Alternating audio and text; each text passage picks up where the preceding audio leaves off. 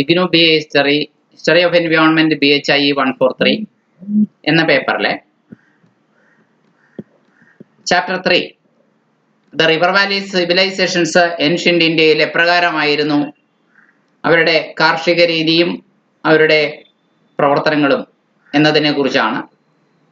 Indus Valley സിവിലൈസേഷനെ കുറിച്ചും അതുപോലെ തന്നെ ഗാഞ്ചറ്റിക് വാലി സിവിലൈസേഷനെ കുറിച്ചും ഒക്കെ ഉള്ളൊരു ചോദ്യമാണ്. ചോദ്യം ഇപ്രകാരമാണ്: how did the process of agrarianisation and urbanisation affect ecology of early societies in ancient India? പുരാതന ഭാരതത്തിലെ എപ്രകാരമാണ് ആ കാർഷികവൽക്കരണ പ്രക്രിയയും നഗരവൽക്കരണ പ്രക്രിയയും ഒരുപക്ഷെ അന്നത്തെ സമൂഹത്തിന്റെ ആ ആദ്യകാല പ്രവർത്തനങ്ങൾ ഇന്ത്യൻ ഇക്കോളജിയിൽ പരിസ്ഥിതിയിൽ ബാധിച്ചത്, എങ്ങനെയാണ് അത് സ്വാധീനിച്ചത് എന്നതാണ് ചോദ്യം. ഉത്തരത്തെക്കുറിച്ച് ചിന്തിക്കുമ്പോൾ നമ്മളിങ്ങനെ പറയാം: the process of agriculture and urbanisation had a significant impact on the ecology of early societies in ancient India, particularly in the river valley societies of the Indus Valley and Gangetic Valley. Indus Valley സിവിലൈസേഷനില് സിന്ധു നദീതട സംസ്കാരത്തില് വനനശീകരണം, deforestation and land use changes ഉണ്ടായി. വനനശീകരണവും ഭൂമിയുടെ ഉപയോഗത്തിലുണ്ടായ മാറ്റവും. The introduction of agriculture led to widespread deforestation and forests were cleared to make way for crops and settlements. വിളകൾക്കും ഒരുപക്ഷെ സെറ്റിൽമെന്റ്സിനും വേണ്ടിയിട്ട് വനങ്ങള് വെട്ടിത്തെളിക്കുന്ന ഒരു സാഹചര്യം ഉണ്ടായി. This altered the local ecosystem. പ്രാദേശികമായ പരിസ്ഥിതിയിൽ അന്നുവരെ ഉണ്ടായിരുന്ന രീതികള്, വനങ്ങൾ ഒക്കെ മാറ്റപ്പെടുകയാണ്. പുഴയുടെ ഗതി എല്ലാം മാറുകയാണ്. Leading to soil erosion. ഒരുപക്ഷെ ഇത്തരം മാനുഷികമായ പ്രവർത്തനങ്ങൾ, ഹ്യൂമൻ ആക്ടിവിറ്റികൾ തീർച്ചയായിട്ടും മണ്ണൊലിപ്പിന് കാരണമാവുകയും and changes in water cycle, ജലപരിവൃത്തിയിൽ പുതിയ മാറ്റങ്ങൾ സംഭവിക്കുകയും ചെയ്തു. വാട്ടർ മാനേജ്മെന്റ്, ഇറിഗേഷൻ എന്നിവയിൽ തീർച്ചയായിട്ടും ഈ മാനുഷിക പ്രവർത്തനങ്ങൾ എപ്രകാരമാണ് ബാധിച്ചത് എന്നതാണ് അടുത്തതായി നോക്കുന്നത്. The Indus valley civilisation developed sophisticated irrigation systems to support agriculture. കൃഷിക്ക് വേണ്ടിയിട്ട് സിന്ധു നദീതട സംസ്കാരത്തിലെ ജനത വളരെ സങ്കീർണമായ ജലസേചന സൗകര്യങ്ങളും സംവിധാനങ്ങളും ഒരുക്കി. While this allowed for more efficient water use.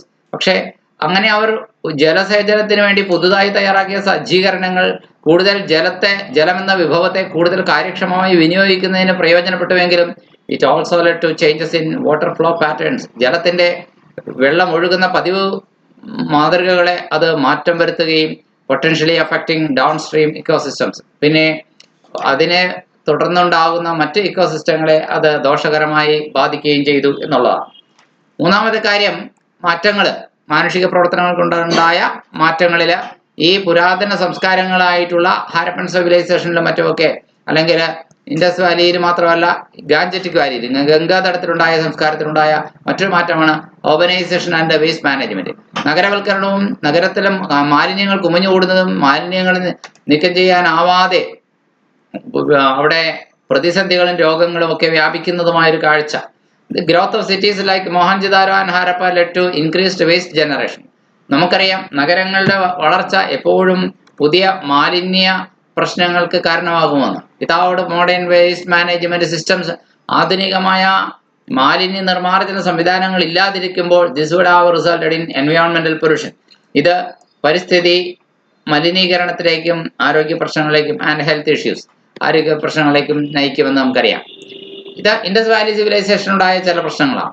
ഗാഞ്ചറ്റിക് Valley സിവിലൈസേഷനിൽ 1500 BC 1500 അതിനുശേഷം AD 500 ഇടയിൽ ഒക്കെ ഉള്ള കാലഘട്ടമാണ്. BC 500 AD 1500 ഇടയിലുള്ള കാലഘട്ടങ്ങളുടെ എന്ന് വേണമെങ്കിൽ പറയാം. Agriculture expansion and forest clearance. വനത്തിന്റെ വ്യാപനവും അതുപോലെ തന്നെ വനം വെട്ടിത്തെളിക്കലുമാണ്. അത് ഗാഞ്ചറ്റിക് വാലിയിൽ വ്യാപകമായി നടന്നു. ഇരുമ്പ് കണ്ടുപിടിച്ചതോടുകൂടിയിട്ട്, അയൺ ടൗളുകൾ കണ്ടുപിടിച്ചതോടുകൂടിയിട്ട് വനം വ്യാപകമായി വെട്ടിത്തെളിപ്പിക്കപ്പെട്ടു.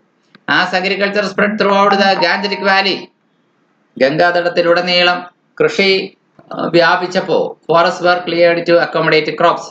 വിളകൾക്ക് സംവിധാനം ഒരുക്കാൻ വേണ്ടിയിട്ട്, കൂടുതൽ വിളകളെ അക്കോമഡേറ്റ് ചെയ്യാൻ വേണ്ടിയിട്ട് വനങ്ങൾ വെട്ടിത്തെളിക്കുകയാണ്.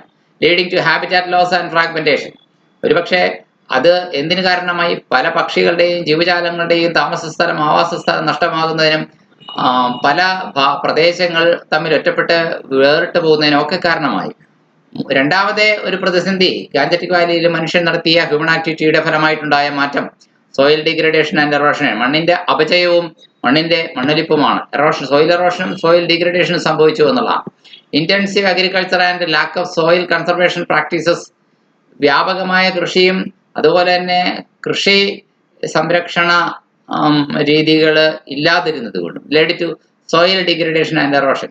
മണ്ണിന്റെ അപചയത്തിനും മണ്ണൊലിപ്പിനും കാരണമായി. Compromising long time fertility and affecting water quality.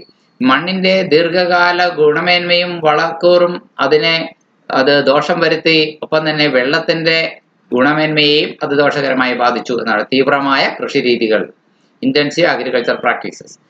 ഇതാണ് മാനുഷിക പ്രവർത്തനങ്ങൾ ഗംഗാതടത്തിലുണ്ടാക്കിയ മറ്റൊരു പ്രശ്നം. പിന്നെ മൂന്നാമത്തെ പ്രശ്നം എന്ന് പറയുന്നത് ഗാഞ്ചറ്റിക് വാലിയിൽ ഉണ്ടാക്കിയ കാർഷിക പ്രവർത്തനങ്ങളും മാനുഷിക പ്രവർത്തനങ്ങളുടെയും പ്രത്യാഘാതം അർബനൈസേഷൻ ആൻഡ് എൻവയോൺമെന്റൽ പ്രഷേഴ്സും, നഗരവൽക്കരണവും പരിസ്ഥിതിയുടെ മേലുള്ള അമിത സമ്മർദ്ദവുമാണ്. The growth of cities like Varanasi and Pataliputra put pressure on local resources. വാരണാസിയും പാടലിപുത്രയും പോലുള്ള നഗരങ്ങൾ വളർന്നു വന്നത് തീർച്ചയായിട്ടും പ്രാദേശിക വിഭവങ്ങളെ മേൽ വലിയ സമ്മർദ്ദമാണ് ചെലുത്തിയത്. ലീഡിങ് ടു എൻവയോൺമെന്റൽ ഡീഗ്രഡേഷൻ ആൻഡ് ഹെൽത്ത് ഇഷ്യൂസ്. പരിസ്ഥിതി വിനാശത്തിനും ആരോഗ്യ പ്രശ്നങ്ങൾക്കും കാരണമായി എന്ന്. Common ecological impacts. ഇനി പൊതുവായ ചില പാരിസ്ഥിതിക പ്രത്യാഘാതങ്ങളാണ്. ലോസ് ഓഫ് ബയോഡൈവേഴ്സിറ്റി, ജൈവ വൈവിധ്യം നഷ്ടപ്പെട്ടു. The expansion of agriculture and urbanisation led to habitat destruction. നോക്കുക, കൃഷിയുടെ വ്യാപനം, നഗരവൽക്കരണം, ഇതൊക്കെ വൻതോതിലുള്ള ആവാസ വ്യവസ്ഥയുടെ വിനാശത്തിന് കാരണമായി. ഫ്രാഗ്മെന്റേഷൻ, അതുപോലെ തന്നെ ഫ്രാഗ്മെന്റേഷന് കാരണമായി, ഡീഗ്രഡേഷന് കാരണമായി, അപജയത്തിന് കാരണമായി. അത് കൃഷിഭൂമിയുടെ ഗുണമേന്മ ഇടിഞ്ഞു താഴുന്നതിനെ ഡീഗ്രഡേഷൻ എന്ന് പറയാം. Resulting in loss of biodiversity. ഇതിന്റെയൊക്കെ അന്തിമ ഫലം എന്തായിരുന്നു? ജൈവ വൈവിധ്യം തന്നെ നശിച്ചു പോയി. എത്രയോ വെറൈറ്റി പക്ഷികളും എത്രയോ വെറൈറ്റി ജീവജാലങ്ങളും ചെടികളും ഒക്കെ എന്നേക്കുമായി ഭൂമുഖത്തു നിന്ന് അപ്രത്യക്ഷമായി. ജൈവ വൈവിധ്യം തന്നെ ഇല്ലാതാകുന്ന ഒരു കാഴ്ചയാണ് പിന്നീട് കാണുന്നത്. ഇതാണ് മാനുഷിക പ്രവർത്തനങ്ങൾ ഏറിയപ്പോൾ ഗാഞ്ചറ്റിക് വാലിയിൽ സംഭവിച്ച ഒന്നാമത്തെ കാര്യം. 2, സോയിൽ ആൻഡ് വാട്ടർ പൊല്യൂഷൻ. മണ്ണ് അതുപോലെ തന്നെ ജലം, ഇത് രണ്ടും മലിനമാക്കപ്പെട്ടു എന്നുള്ളതാണ്. Intensive agriculture and lack of waste management practices. തീവ്ര കൃഷിയും എന്നാൽ മാലിന്യ നിർമ്മാർജ്ജനത്തിനുള്ള വഴിയില്ലായ്മയും എന്തിലേക്ക് ലീഡ് ചെയ്തു? Led to soil and water pollution. മണ്ണിന്റെയും ജലത്തിന്റെയും മലിനീകരണത്തിലേക്ക്. Affecting both human health and ecosystems. മനുഷ്യാരോഗ്യത്തെയും പരിസ്ഥിതിയെയും അത് ദോഷകരമായി ബാധിച്ചു. അടുത്തത് ക്ലൈമറ്റ് ചേഞ്ച് ആണ്. മനുഷ്യന്റെ പ്രവർത്തനങ്ങളിൽ അധികരിച്ചു വന്നപ്പോൾ കാലാവസ്ഥയിൽ മാറ്റമുണ്ടായി. The clearance of forest and changes in land use patterns. ഭൂമിയുടെ വിനിയോഗ രീതിയിലുള്ള ആ പതിവ് മാതൃകകളിൽ മാറ്റമുണ്ടായതുകൊണ്ട്, വനം വെട്ടിത്തെളിച്ചതുകൊണ്ട് it contributed to changes in local climate conditions. ആ പ്രദേശത്തെ ക്ലൈമറ്റിന്റെ രീതിയിൽ മാറ്റമുണ്ടായി. Such as increased temperature and altered precipitation patterns. അപ്പോൾ ചൂട് കൂടാൻ തുടങ്ങി.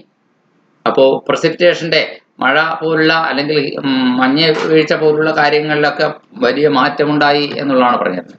ഇൻ സമ്മറി, ചുരുക്കി പറഞ്ഞാൽ, the process of agriculture and urbanisation in ancient river valley societies. പുരാതന റിവർ വാലി സൊസൈറ്റികളിൽ ഈ കാർഷിക പ്രവർത്തനങ്ങളും നഗരവൽക്കരണവും എന്ന് പറയുന്നത് ഹാഡ് സിഗ്നിഫിക്കന്റ് ഇക്കോളജിക്കൽ ഇമ്പാക്ട്. അതിന് ഗണ്യമായ പരിസ്ഥിതി പ്രത്യാഘാതം ഉണ്ടായി എന്ന് പറയാം. ഇൻക്ലൂഡിംഗ് ഡിഫോറസ്റ്റേഷൻ, വനനശീകരണം അടക്കം, സോയിൽ ഡീഗ്രഡേഷൻ, മണ്ണിന്റെ അപചയം അടക്കം, വാട്ടർ പൊല്യൂഷൻ, വെള്ളത്തിന്റെ മലിനീകരണം അടക്കം, ആൻഡ് ലോസ് ഓഫ് ബയോഡൈവേഴ്സിറ്റി, ജൈവ വൈവിധ്യത്തിന്റെ നഷ്ടം എല്ലാം. These changes would have had far-reaching consequences for both human societies and environment. മനുഷ്യ സമൂഹങ്ങൾക്കും പരിസ്ഥിതിക്കും ഈ മാറ്റങ്ങൾ ദൂരവ്യാപകമായ പ്രത്യാഘാതങ്ങൾ ഉളവാക്കുമായിരുന്നു എന്ന് പറയാം. Agrarian changes brought in by the process of modernisation. ആധുനികവൽക്കരണ പ്രക്രിയ കൊണ്ട് ഉണ്ടാകുന്ന കാർഷിക മാറ്റങ്ങൾ in agriculture created a dispersed pattern of agriculture of urbanisation. അതായത് നഗരവൽക്കരണത്തിന്റെ വളരെ ചിന്നിച്ചിതറിയ ഒരു പാറ്റേൺ ആണ് പുതുതായി സൃഷ്ടിച്ചത്.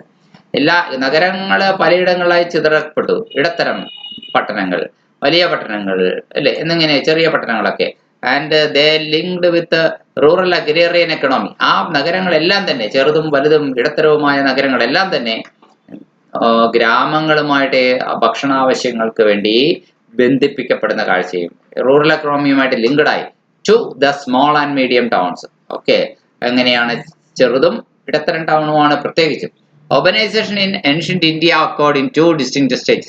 പുരാതന ഭാരതത്തിലെ നഗരവൽക്കരണം ഉണ്ടായത് അപ്പോൾ നമ്മൾ മനസ്സിലാക്കിയത് 2 ഘട്ടങ്ങളായിട്ടാണ്. First urbanisation, second urbanisation. ഒന്നാം നഗരവൽക്കരണം, രണ്ടാം നഗരവൽക്കരണം. അപ്പൊ ചോദിക്കും ഈ ഫസ്റ്റ് അർബനൈസേഷൻ എവിടെയാണ് നടന്നത്? തീർച്ചയായിട്ടും അത് ഇൻഡസ് വാലി സിവിലൈസേഷനില് സിന്ധു നദിയുടെ സംസ്കാരത്തിലാണ് ഒന്നാം നഗരവൽക്കരണം ഉണ്ടായത്.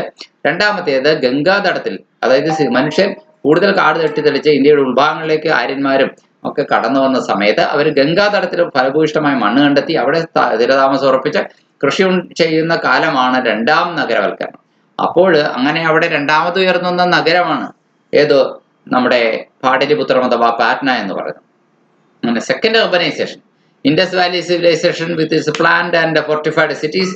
സിന്ധു നദീതട സംസ്കാരങ്ങൾ അതിന്റെ വളരെ പ്ലാൻഡ് ആയിട്ടുള്ള കോട്ടകൾ കെട്ടിയിട്ടുള്ള നഗരങ്ങൾ ഉണ്ടായിരുന്നു. Introduced first in organisation in Indian subcontinent. Indian ഉപദ്വീപിൽ ആദ്യ നഗരവൽക്കരണം കൊണ്ടുവന്നത് അവരാണെന്ന് പറയാം. Its agricultural technology was well developed too. അതിന്റെ കാർഷിക സാങ്കേതിക വിദ്യ നല്ല വികസിതവുമായിരുന്നു.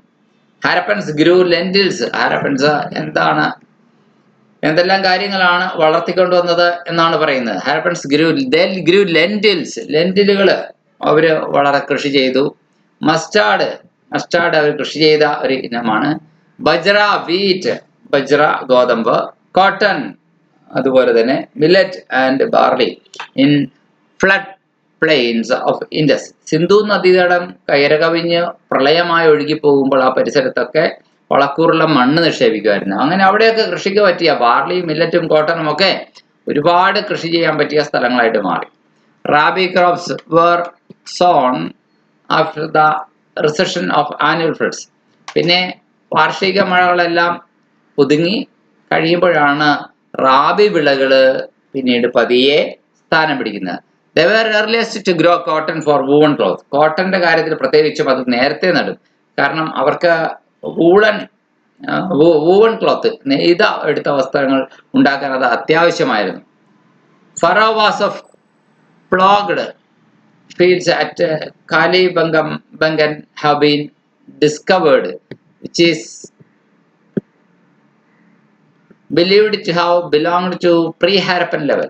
ഒരുപക്ഷെ ആ കണ്ടെത്തിയ കാലിബംഗനിലെ കലപ്പ എന്ന് പറയുന്നത് ഒരുപക്ഷെ പ്രീ ഹാരപ്പൻ ലെവലിലായിരിക്കും. ഹാരപ്പക്കാരും വരുന്നതിന് മുമ്പേ ഉള്ള കാലത്തെ ആയിരിക്കും.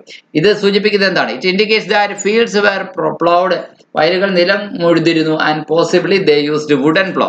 ചിലപ്പോൾ അവർ മിക്കവാറും ഇരുമ്പിന്റെ അല്ല മരത്തിന്റെ കലപ്പയാണ് ഉപയോഗിച്ചിട്ടുണ്ടാവുക. Drawn by animals such as. ഏതൊക്കെയാണ് അന്നത്തെ കാലത്ത്? അവർ കാളയെ ആണ് ഉപയോഗിച്ചിരുന്നു നിലമുഴുന്നതിന് വേണ്ടി. And camel's.